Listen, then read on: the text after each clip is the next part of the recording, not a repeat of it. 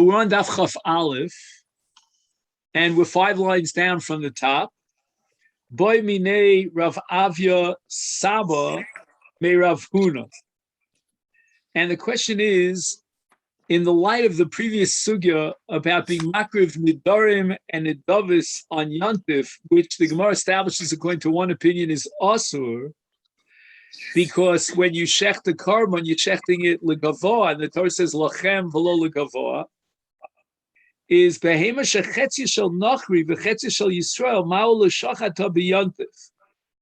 Now, when you're doing the shechita, you're doing it on behalf of the guy to the same extent that you're shechting it on behalf of the Yisrael. And we said that the pasuk says, Achasher yochel lachem, that the heter of ochel nefesh allows you to do malacha lachem for you, but v'lo l'nachrim. And here the shechit is done also on behalf of the nachrim. On the other hand, it's done also on behalf of the Yisrael because he's a partner in the animal. Amalei mutter. Despite the fact that half of the animal is owned in partnership by the guy, but you're shechting it on behalf of the Yisrael as well. And as we'll soon see, the Gemara is going to point out that it's impossible to shecht it on behalf of the Yisrael without shechting it also on behalf of the guy. So in order to achieve your goal of ochel nefesh, you have to shecht the animal. You can't shecht half of the animal for the Yisrael, and then you can prohibit the other half of the animal for the Nachri. Amalei, so Rav Avya now asks the following question to Rav Huna. And keep in mind that Rav Avya was an Adam Gadol. V'chima bein zeh linidarim unidavos. If you have a carbon shlamim, when you shech the carbon shlamim, well, you're shechting it on behalf of the Yisrael because shlamim is nechal l'bailim, and at the same time you're shechting it l'gavah. And yet we say that we apply the iser of lachem v'lo l'gavah. Why not say the following? We're also shechting it on behalf of the Yisrael. Amalei urva parach. It seems that Rav Avya, he caught Rav Huna at a bad time. It wasn't a good moment to ask him a question in halach, a very deep, profound question. So he pushed him off. They used to have a phrase, urva parach, that there's a raven that's flying over the horizon. That's the way of saying get lost. And of course, Rav Avia got the message and he packed out. Ki nafak, when he left, Amalei Rabba Brei, Rabba, the son of Rav Huna, turns to his father and he says, look, you threw out someone who's an Adam Gadol. He asked you a profound question. Lav Hainu, isn't this Rav Avya Saba de Mishtabach le Mar? That even you yourself, my father, meaning Rav Huna, you yourself were Mishabeach him, how great of a scholar he is, the Gabarabahu. Amalei, he caught me at a bad time. Uma Avid le, what should I do in this case? Ani hayom, on this very day, I'm very, very weak. Why? Because I just finished giving over the lecture that you give. The Gadol has to give a drasha before Yantif.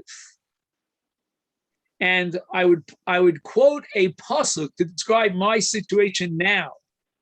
In Shir Hashim it says, Samchuni bashishos, Rabduni b'tapochim, ki cholas ava ani. When a person is very weak and very ill, then you have to be machazik him, you have to strengthen him by preparing a su'uda for him. A su'uda that's made of ashishos and tapuchim. It's made of various special wines, solas nikia, and he calls himself cholas ava because the reason he got ill, Rav Huna, was because he had delivered the shir, and that's l'shem avas Hashem, but nevertheless, it had that impact on him. Again, I don't know how to square this Gemara with another famous statement in the Gemara that shluchei mitzvah einam nizaken, but nevertheless, when we're talking about Torah mateshes kol shel adam. Sometimes I know myself, after I give it shir, I'm exhausted. Motzi Shabbos, because I speak 3 times on Shabbos, you could basically, forget it. I'm exhausted. Hear that? So now he asks me a very profound question, and I'm falling off my feet. He's asking me a question that requires Mayim Amukim, to really delve into the depths of halacha. And I had no choice. I had to ask him to leave, basically. So now the Gemara says, "V'taima bai." But now let's really analyze the question unto itself. How do we justify the fact that in the case of an animal that's owned b'shutfis by both a goy and a nachri, then Rav Huna Paskin, you're allowed to shech the animal because you need it for tzarech ochel nefesh for the Yisrael, and we don't exclude it under the principle of lachem v'lo l'nachrim. And yet, in the case of shalmei nedarim unedavos, we prohibit that krova, and we apply the principle of lachem v'lo l'gavoa. Gemara answers, behema chetzi shel nachri, chetzi shel Yisrael, mutal shachta b'yontiv, the efshel l'kazai is possible of shchita. There's no way under the sun that you could achieve the ochel nefesh without shechting it. Even if you want only one kizayas of basar, you have to shech the entire animal. So therefore, the animal and its shechita is directed towards the Yisrael. It's for the purpose of feeding the Yisrael, who's a part owner of this animal. And in order for the Yisrael to gain any sort of achila, there's got to be a shechita. As a result of the shechita, the animal also has meat that belongs to the nachri. But that's kind of an indirect side benefit. But the primary purpose of the shechita is to be matir the basa for the Yisrael. It's just the opposite.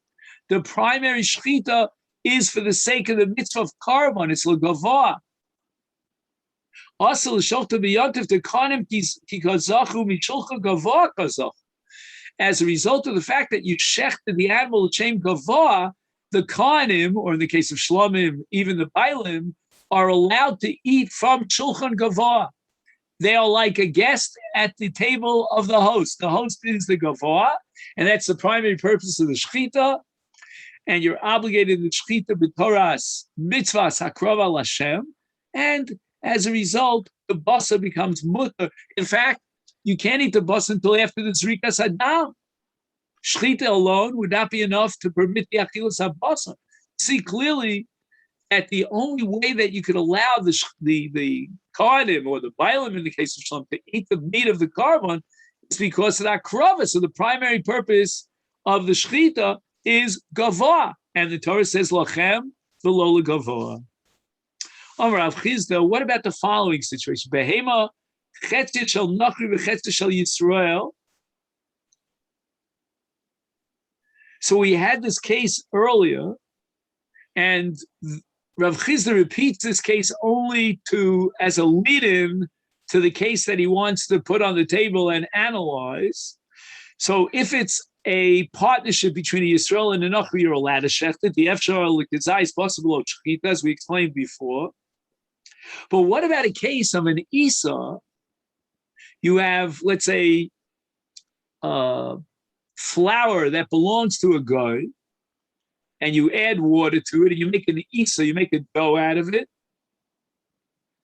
And the dough now belongs chetzio shel nachri v'chetzio shel Yisrael. There's a partnership now in the dough, and are you allowed to bake that dough in the oven? So Rav Chizda says, also lefosa b'yontif. Why? We just finished saying that you're allowed to shecht an animal that's partly owned by a Yisrael. Why can't you bake on Yontif an Isa that's partly owned by Yisrael? And the answer is, at the point of lisha, when you knead the dough, knead with a K, I mean, knead the dough, then you could split the dough in half and bake the half that belongs to Yisrael. It's not like the case of an animal. You can't split the animal. You have to shech the entire animal, and you're shechting l'tzarech Yisrael, and that's mutar on Yontif. It's lachem. But in the case of an Isa, just simply split the Isa in half, and you designate one half for the Yisrael, that you're allowed to bake on Yontif, and the other half you're not allowed to bake for the purpose of a guy, because lachem v'lo l'nachar.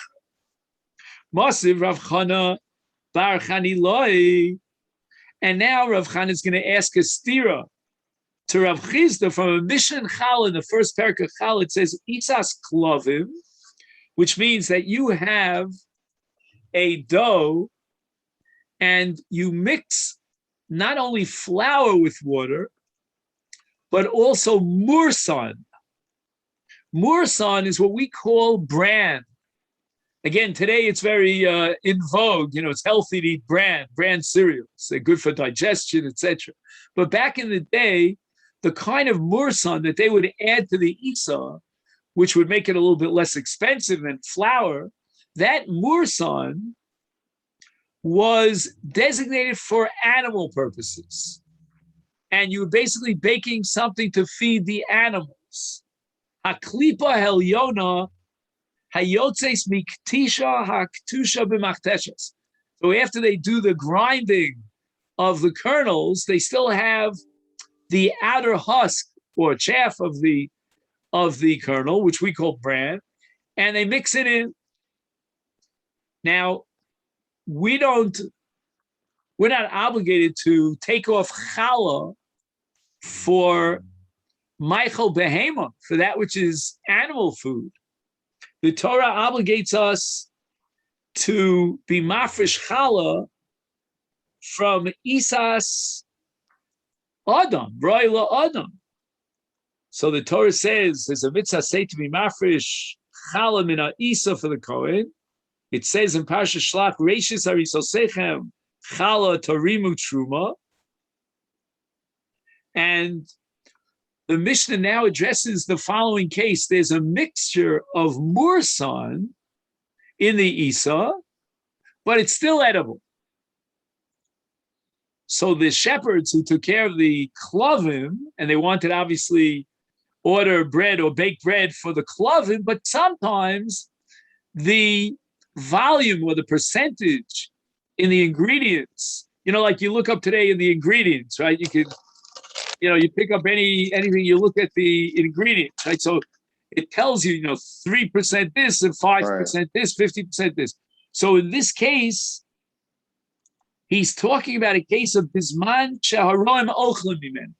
Even the shepherds themselves, if necessary, would eat from these loaves of bread, because the percentage of mursan is still relatively low, meaning it's only 20% mursan. Right. So it's still edible for a human being, and therefore all the dinim of lechem, and we're going to have a whole enumerated list of them, will apply to this isa samursa aklavim, because haroim ochlim mimenu. Because the percentage of mursan mixed in the ingredients is low enough so that it's still edible. Therefore, number one, chayeves b'chala. Why? Now, there's no shear, there's no minimum amount of an isa to generate a shear chala on a doraisa level, meaning any small amount is enough. And therefore, he's chayev in truma, meaning in chal. Ma'arvim ba. Oh, now we're talking about eruv chatzeros. You have many chatzeros, courtyards that share one open courtyard. So you go from your house into the courtyard. He goes from his house into the courtyard. So it's a shared courtyard. Yeah. And the Chachamim considered it as if it looks like a Rishus Rabbin, and they required what's called an Erev Chatzeros. And Erev Chatzeros means that every one of the Chatzer, of those who share the common Chatzer, every one of the Balabatim will contribute a lechem, a pas lechem, which is kept in the house of one of them. And bismancha haroim ochlim mimenu, it's called lechem, and it's valid for, number one, Erev Chatzeros, number two, for shituf muvos, when you have many, many different chatzeros that spill into a common mavoy, and you have to pick up lechem from each one of the various chatzeros. This is all, by the way, part of Shlomo Melech's takana.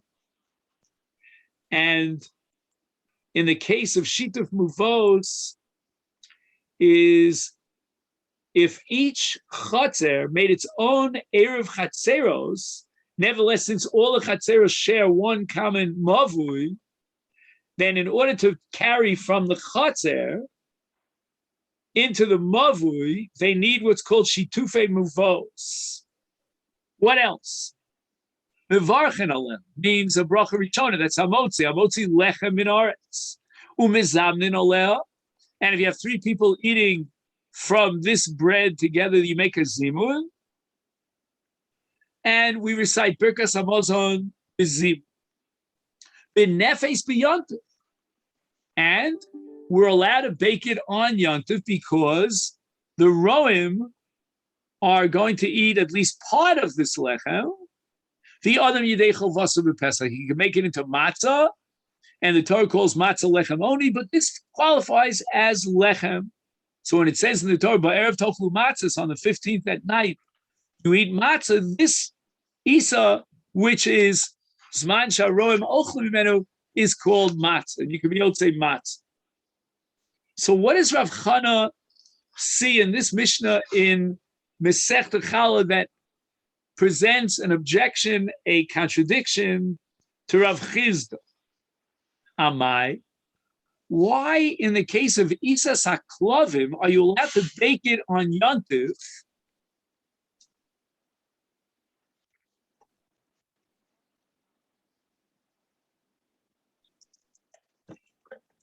So the Gemara asks a kasha on Rav Chizda, Amai. We just finished saying, according to Rav Chizda, that you're not allowed to bake a bread when part of it is for Nachrim. And here too, how can you bake this bread when part of it is going to be designated for the animals? The Torah allows you to do Ochel Nefesh Lachem, Velo Leklavim, Ve'efshal Leila Miflaga. The leash at the time of kneading the dough, you can separate the dough into two parts. Half will be designated for the roim. And we discussed also a case earlier of Chizda of an Isa Shel Yisrael V'Nachri. If you have a partnership of the Jew and the non-Jew, and we said that in such a case, Rav Chizda prohibits making it because on Yontif because you could split it into half. Here also we should split it into half. The Gemara answers, Shani Isa Saklavim. The case of Isa Klovim is different. Hoil v'efshal afaisan b'nevela. What does that mean? In truth, I don't know that the Klovim will necessarily eat any part of this Isa. Why? Because if the Klovim, the animals are hungry, then I'll feed them with something else. It's not necessarily so that I'll feed them with the bread. I can take this bread after I bake it and designate it exclusively and totally for Achilas Adam, for the Rowan. The dogs are hungry, we'll feed them a carcass, a dead animal. Now, does he have a carcass? The assumption of the Gemara is that he doesn't have a carcass, but theoretically, he could have had a carcass. And that's called in the Lashon HaShas Hoil. Hoil means the theoretical possibility. So the Gemara asks, you're trying to define Rav Chizda. Rav Chizda is the man, the Omer in Masechet Psachim, who denies and rejects the principle of Hoil. Umi is Leila Rav Chizda Hoil, Va'itmar. We learned a machlokus between Rav Chizda and Rabbah. Ha'ofem Yontif L'chol, a man on Yontif, he ate his Sudas Yontif. So he's finished. And he goes in and he bakes. Why is he baking? For Chol, for the next day after Yontif. Israel Rav Chizda says, Loke gets Malchus. He violated Meleches Hafiyah, Shalol L'tzarech Ochel Nefesh. And there's no Hoil. Why is there no Hoil? Because Rabbah holds there is Hoil. Ain't no Loke. Rav Chizda Loke, Shalom reading Hoil. What's Hoil? Hoil vi meklai le orchim chazile, hashtanami chazile. Since there's a theoretical possibility that all of a sudden, like right now, as somebody showed up, unexpected, then I'm going to have to feed him this lechem. is now also you're allowed to bake the bread because of the theoretical possibility that maybe Archim will show up. We had this, by the way, on Rosh Hashanah. My wife and I had designated one meal to eat alone because it was exhausting. She was constantly, how should I say, hosting people. And all of a sudden, we're finishing the meal. We're about to bench, get a knock on the door, and a couple comes in. We had totally forgotten that we had invited them. Of course, we were able. Yeah, we made a cover up, and we said, "Oh, we started the meal because you didn't come on time," which they apologized for coming late. And we had a second meal. We got two meals for the price of one, and then we benched together with them. So Rob is of the opinion that no matter when you bake on Yom Tov, there's always a theoretical possibility that Archim will come. Right. And therefore, Rabba Omar Enoloka Damrin Hoil. But anyway, Rav Chizda denies Hoil, and he's not going to allow you to bake or consider it Ochel Nefesh based on the theoretical possibility. We need Tachlis that right now there's Archim there, and you're being ofa, you're baking Litzorch Yom Tov, Litzorch Ochel Nefesh. Is therefore, don't tell me that when you're baking this bread for a Kelev who's starving, a starving dog, you don't like a starving dog. That's not a good idea. Maybe you'll find an avela. It's an animal is going to drop dead, and you'll feed the dog the carcass. Ella, so the Gemara says, lo tema. It doesn't mean that the heter of the Mishnah to bake an Isas HaKlav is whole the efshar, because maybe he'll have a carcass and he'll be able to feed, the dog. But Ella can go the Islay Nevela. He actually has an Nevela, in his refrigerator. I don't know where you want to keep an Nevela, but anyway, Devade Efshal if I some bit Nevela. And that's the case where you're allowed to bake the bread. They asked the question to Rav Huna, Hani B'nei Baga. B'nei Baga means those Jews who live in the villages. The Ramu Alai Timcha de B'nei Chela, that the Chayalim of the Malchus, this is a non-Jewish Malchus, they expect that the Jewish homeowners in this local area will bake on behalf of the Chayalim. So I guess what happens is, in this setup, the Malchus supplies kemach, bags of flour for the Jewish people in that area, so that the Chayalim, the non-Jewish soldiers, when they come to that area, the Jews will bake for them. I mean, the Torah says, Lachem, there's a heterachol nefesh for Jewish people, but not for Nachrim. And the truth is that it's not a case of Yehar Val Yavar, of Pikuach Nefesh, because for Chai Bohem that would certainly be mutter. So we don't know the Havamina of the question here, that maybe you'd be allowed to bake and cook on behalf of the Chayalim. Amalahu, so Rav Huna threw a curveball, as we call it. I don't know, in your part of the world, they probably use a term from hockey. I don't know. What's like a curveball in hockey? I don't know. I have to ask. No, curveball is good. Yeah, I have to ask Dr. Tater. He's my expert on hockey. Right. I remember when his son, Avi, who's already a mature young man, but I remember when he was 6 years old, on Sunday morning, Monty was busy taking him to play hockey. Right. Already 6 years old. He's a bar chinam, Yeah. Anyway, so in baseball, it's called a curveball. So in curveball, what happens is Rav Huna comes up with something that you and I never would have dreamt of. And he says, Chazina, let's check out the situation of the relationship that we have with these Chayalim. Mm-hmm. Oh, okay. Sorry. Oh, yeah, I see. Yeah, that's fine. No, I'm not a palm reader, but if I were, I could tell you the future. Okay. So he says the following. Just plugging it in. Yeah, joking with you. What would happen if the Jewish villagers would take off, let's call it a meiser, they separate some of this of these breads Again, the kemach was supplied by the Malchus.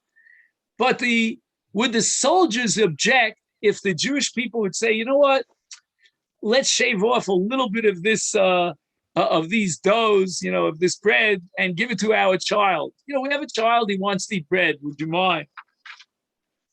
So the Anshe Milchama, these Chayalim, if they're okay with it, and they don't mind, they don't object if you feed part of the bread to the child, then that's okay. Kol chada v'chada chazil linuka v'shari. Anytime we put a dough into the oven on Yontif, again, it's earmarked for the Chayalim, but we can always say, you know what, maybe this particular bread will give over to the Tinok, and the Chayalim don't mind. And therefore you're allowed to bake it, because every single one that you put into the oven, every single dough, might be the one that you give to your child, and therefore it's l'tzarech kol nefesh. The lav, but if the anshe milchama makpid, they say, my friends, this is governmental flour. Even the conservative, I forgot his name, who's going to be hosted, I think, in where's that on? It said on the name of the street. I don't know. Are you hosting that? Yeah, Aaron Blumenfeld. Yeah, we're getting it's Aaron Blumenfeld. I send my regards.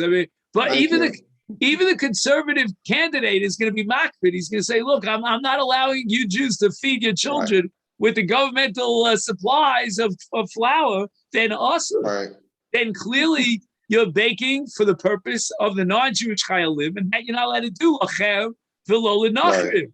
But anyway, we see that Rav Huna disagrees with Rav Chisda, and he's not going to prohibit you from baking on Yontif in the case of the Isa, that dough that is a partnership of both Yisrael and Nachri, because on every single part of the dough, I can say that maybe that's the part that will be designated for the Yisrael.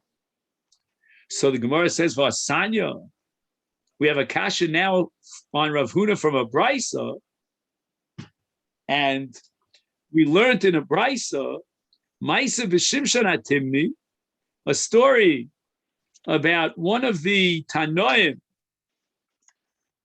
Shalobah Emesh, that on one of the Eids of Yontif, the Beis Hamesh, he didn't show up in the Beis Hamesh, B'Shachris, Rabbi Yehuda ben Bava finds him and he says to him, where were you? Mipnei Malo Basa Emesh the Beis Hamedrash?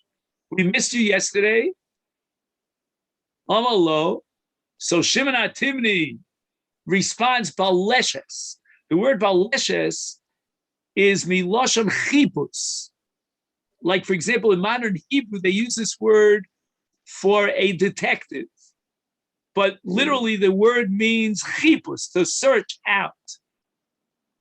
And it was a great chel, a brigade of the local non-Jewish soldiers, and they were looking for booty, to just confiscate property from the Jews. I mean, my father used to tell me that's what happened in his youth in the shtetl that he came from in Poland. Yeah. Is Bali Reinu, Ubikshu Lachtov Kolair. They wanted to take just simply clean out the whole city of all the Jewish possessions. So what do? We wanted to sort of bribe them. So Shachatu lem egel vechilun vehechalnum. We made a beautiful banquet out of the best calf. We gave them lamb chops. Upatrum l'shalom, and we made peace with them. And we saved the whole city from being completely bankrupt. Amalos, Rabbi Yehuda ben Bava was not a happy camper. So mea ani alechem im lo yotza scharchem befseidchem. Yeah, you may have gained and protected a lot of mammon, but you're going to pay a price for that because you violated Yontif with an Iser Doraisa of Meleches Shchita. So you're going to be punished for Chilul Yontif. So you may have gained, in the short run, some material possessions that you protected, but you violated a lav of kol malach lo sasu by shechting on behalf of these nachrim. Shari omer Torah lachem v'lo lovdei kochavim. Fine, so that was the story of Shimon HaTimni together with Rab Yehuda ben Bava. Right. Now the Gemara tries to calculate the question, the objection. And why is this a stira to Rav Huna? Amai, according to Rav Huna, why did Rab Yehuda ben Bava get so upset over here? Hachazi l'meichol mineh. The Jews, when they shechted the egel, they could have skimmed off from the top, some of the meat, and they could have fed the Jewish people. And therefore, the assumption is that this baleshes, these guys would not be makpid if a little portion, some 10% of the egel would be given over to the Jews. And therefore, according to Rav Huna, shechita would have been mutter. And any time that it's a shechita that's not exclusively for the goyim, and the Jewish people will also benefit from it, it's considered, according to Rav Huna, lachem. Why would Rabbi Yehuda ben Bava get very upset? So I just want to mention to you, there's a sefer which I'm not familiar with called The Deep Waters, Mayim Amukim. I don't know who wrote it. And in the Masechet, he asks the following question. Rashi tells us Rav Huna was only matir in a case of one tanur. If you use one oven, a large oven, you bake many breads, and it's possible, like in the case of the Chayalim, that they would allow one of those breads to be given to the Tino. So that's when Rav Huna allowed it. Why? Because each bread, in some sense, enhances the taste of the other bread. And that's called Litzorech Ochel Nefesh. But here, when we're talking about a case of an egel, then he's shechting the egel clearly on behalf of the guy, and even Rav Huna would agree that that is prohibited. And he works here a long presentation to try to answer this question. In any event, so the Gemara asks, "Hachazi lemeichal minei, Rav Yosef egel treifa havi." The case of Shimon HaTimni and the objection of Rabbi Yehuda ben Bava was a treifa. If it's a treifa, you can't say that part of it would go for the achila of a Yisrael. It's purely lachem v'lo lid nachrit. Now, at this point, if you would have asked me to stop without reading the next piece of Gemara, I would have said, so why did Shimon HaTimni allow this? Clearly, shechting a treifa is a malacha d'oraisa on Yom Tov, and there's no possibility of ochel nefesh. But only in the light of the next line of the Gemara can I make any sense whatsoever about of Shimon HaTimni's actions. V'chazi l'klavim. What does that mean? That although treifa obviously is prohibited to achilas adam, but nevertheless you're allowed to do malacha, according to this Gemara, on behalf of a dog. Again, we're going to see it's only if it's your dog. That's called mizonosov olav. He's responsible to feed the dog. The dog can't find any food on its own. And in that sense, then tzorech bali chayim, if it's your bal chay, you own it, you're obligated to feed it, then that's considered lachem, because you're fulfilling your obligation by shechting and feeding the cloven. And now we make sense out of Shimon HaTimni and why he went ahead and he allowed them to shecht an egel, because it's chazi l'kloven. Right. And he holds that lachem includes even feeding your animals. The Gemara later on is going to ask, well, lachem excludes nachrim, but yet lachem includes animals. How do you reconcile that? That's the next Gemara. In any event, Tanoihi, the Gemara says that we have machlokas Tanoim about whether or not violating a malacha for the ochel nefesh of an animal is mutter on Yontif. Rabbi Yossi Aglili says it's also the Sanya. Ach asher yochel l'chol nefesh hu levado yosel lachem mimashma shenemar l'chol nefesh Shomea ani afilu nefesh behema b'mashma. Ke'inyan shenemar u'maked nefesh behema yishalmena Talmud Loma Lachem, as we'll soon see.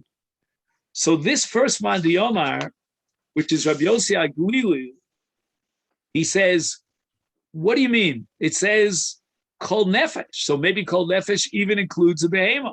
How do I know the behema is included under Kol Nefesh? Because the Torah at the end of Parshas Emor says, U'makabet Nefesh behema yishalmenu. So the animal in its life is called Nefesh, the Nefesh HaBehema. You know, the Sefer Tanya of the Alter Rebbe is very, very famous. At the very beginning, he speaks about a Nefesh Bahamis, but a Behema also has a Nefesh. So I might think that when the Torah allows you to do a Malacha L'tzorach Ochel Nefesh, and includes even the Nefesh of Behema, says Rabbi Yosef Glili, no, that's not so. Talmud Lomar Lachem.